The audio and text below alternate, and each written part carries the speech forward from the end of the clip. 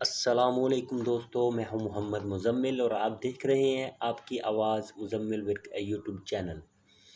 معزز ناظرین، جیسا کہ میں نے اپنی انٹرو ویڈیو کے اختتام پر کہا تھا کہ میں اپنی اس ویڈیو میں بتاؤں گا کہ پاکستان اپنی آزادی کے تقریباً 73 سال بعد بھی اقوام متحدہ اور دوسرے ترقی یافتہ ممالک کے لیے ایک غلام کسی حیثیت کیوں رکھتا ہے۔ اس بات کو تو آپ سبھی لوگ جانتے ہی ہوں گے کہ دنیا میں کوئی بھی شخص جو اپنی ضروریات زندگی پورا کرنے کے لیے بار بار لوگوں کے آگے ہاتھ پھیلاتا ہے تو اس کی لوگوں میں کوئی حیثیت اور اہمیت نہیں رہتی، وہ اپنی حیثیت و اہمیت کھو دیتا ہے۔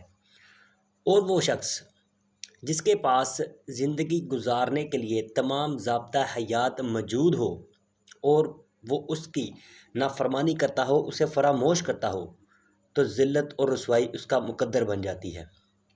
تو دوستو، بالکل اسی طرح پاکستانی حکمرانوں نے بھی کیا ہے۔ جی ہاں، بالکل اسی طرح یہ پاکستانی عوام کی بدقسمتی تھی کہ پاکستان کو ایسے حکمران ملے، پر اس میں کافی حد تک ہماری عوام کا بھی قصور ہے۔ ہماری عوام نے بھی بار بار ایسے لوگوں کو حکومت کے لیے چنا، لیکن عوام کرتی بھی تو کیا کرتی۔ ہماری عوام کی اکثریت آج بھی دینی، معاشی اور معاشرتی علوم سے ناواقف ہے۔ پاکستانی عوام اس وقت کیا کر سکتی تھی، یہ میں آگے ویڈیو میں آپ کو بتاؤں گا۔ فی الحال آپ کو یہ بتانا چاہتا ہوں کہ پاکستان کی ذلت کا دور کب شروع ہوا۔ یہ دور شروع ہوتا ہے سن 1958 سے۔ پاکستان اور عالمی مالیاتی ادارہ IMF کے درمیان تعلق ہرگز نیا نہیں ہے، لگ بھگ 62 سال پرانا ہے۔ IMF اور پاکستان 1958 سے ایک دوسرے کے ساتھ جڑے ہوئے ہیں۔ IMF سے کب کتنا قرضہ لیا گیا اس کی تفسیر میں آپ کو بتاتا ہوں۔ پاکستان کی معاشی تاریخ کا جائزہ لیا جائے تو یہ بات سامنے آتی ہے کہ اپنے قیام کے 11 سال بعد پاکستان نے IMF سے پہلی مرتبہ رجوع کیا۔ پاکستان کی معاشی ضروریات پوری کرنے کے لیے ایوب کے دور میں 1958 میں عالمی مالیاتی ادارے کا در کھٹکھٹایا گیا۔ پاکستان نے 1968 تک 3 مرتبہ مجموعی طور پر 0.19 ارب ڈالر قرضہ IMF سے لیا۔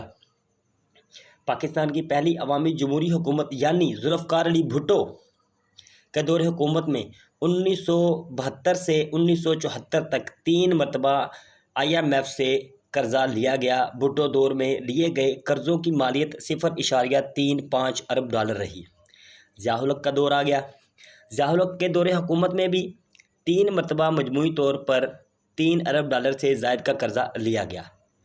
1988 میں بے نظیر بھٹو کی حکومت آ گئی اور اس حکومت میں بھی 0.91 ارب ڈالر قرضہ IMF سے حاصل کیا گیا۔ نواز شریف نے پہلے دور حکومت میں 1.59 ارب ڈالر کا قرضہ عالمی مالیاتی ادارے سے حاصل کیا۔ 1993 میں بے نظیر بھٹو کی دوسری حکومت آ گئی تو اس وقت بھی IMF سے 2 ارب ڈالر سے زائد کی رقم بطور قرض حاصل کی گئی۔ پھر پرویز مشرف کا دور ہوا۔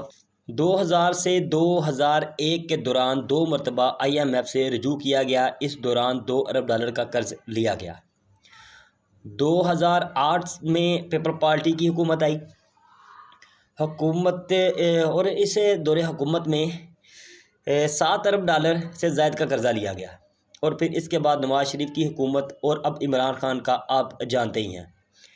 اب آپ کو ایک حیرت انگیز بات بتاتا چلوں کہ 1947 میں اپنے قیام کے بعد 11 سال تک IMF بارہا پاکستان کو قرض لینے کی پیشکش کرتا رہا، لیکن پاکستان مسلسل اس کا انکار کرتا رہا۔ 1958 جنرل ایوب خان کے دور میں IMF نے پہلا قرضہ پاکستان کو دیا۔ تو دوستو، یہ تھی پاکستان کی بار بار ہاتھ پھیلانے اور اپنی ذلت اکٹھی کرنے کی شروعات جو میں نے ابھی آپ کو بتائی۔ میرے بھائیوں، یہ قرض دنیاوی طور پر تو ہم نے ذلت اکٹھی کی، لیکن ہم اپنے پروردگار کو ناراض کرنے سے بھی باز نہ آئے۔ آپ کو بتاتا چلوں کہ یہ سارا قرض سود پر لیا گیا، اور سود جس کا ذکر ہمیں قرآن مجید میں اور مختلف حدیث میں بار بار ملتا ہے۔ سورہ البقرہ آیت نمبر 278 میں اللہ تعالیٰ فرماتا ہے، اے ایمان والو، اللہ تعالیٰ سے ڈرو اور جو سود باقی رہ گیا ہے وہ چھوڑ دو اگر تم سچ مچ ایمان والے ہو۔ اور دوسری آیت سورہ البقرہ آیت نمبر 279 میں اللہ تعالیٰ فرماتا ہے اور اگر ایسا نہیں کرتے تو اللہ تعالیٰ سے اور اس کے رسول سے لڑنے کے لیے تیار ہو جاؤ۔ ہاں اگر تم توبہ کر لو تو تمہارا اصل مال تمہارا ہی ہے، اور نہ تم ظلم کرو اور نہ تم پر ظلم کیا جائے۔ اب میں بتاتا ہوں کہ ہماری عوام کا قصور کیا تھا۔ وہ یہ کہ جب پہلی بار پاکستان نے سود پہ قرض لیا تو عوام کو اس حکومت وقت کے اس فیصلے کے آگے دیوار بن جانا چاہیے تھا، اس لیے کہ سود مسلمانوں پر حرام ہے اور کسی صورت بھی جائز نہیں ہے۔ ہمارے ملک میں یہ اصول تو رائج ہے کہ آئینی اداروں کے خلاف بات نہیں کرنی چاہیے، ان کا تقدس پامال ہوتا ہے۔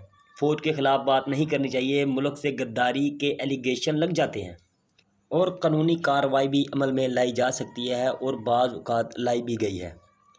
تو کیا جس نظریہ پہ پاکستان کی بنیاد رکھی گئی تھی یعنی اسلام، تو کیا اسلام ہمیں حکم دیتا ہے جو قانون وضع کرتا ہے؟ یعنی اس کا مطلب کہ جس کام سے ہمیں اللہ نے منع کیا ہم وہ کام کر رہے ہیں، اور کتنے بھاری الفاظ ہیں جو اللہ نے کہے ہیں۔ اب آپ بتائیں، کیا قرآن، کیا فرمان الہی، کیا تعلیمات نبوی صلی اللہ علیہ وآلہ وسلم کا تقدس پامال نہیں ہوا؟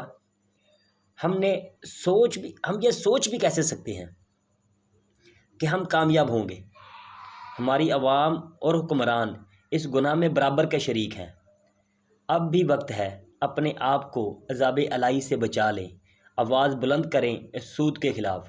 ہمیں تھوڑی مشکلات کا سامنا کرنا پڑے گا، پر یہ مشکلات آخرت کے عذاب سے تو کم ہی ہوں گی۔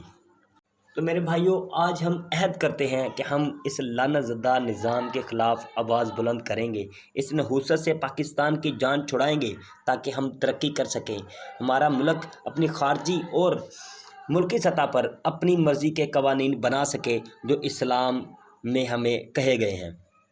تو دعا ہے کہ اللہ ہمیں دین کو سمجھنے کی اور اس پر ثابت قدم رہنے میں مدد کرے۔ تو دوستوں، ملتے ہیں اپنی اگلی ویڈیو میں، جس میں آپ کو بتاؤں گا کہ پاکستان کی کچھ اہم اور حیران کر دینے والی معلومات کے ساتھ۔ اپنا بہت سا خیال رکھیے گا۔ اللہ حافظ۔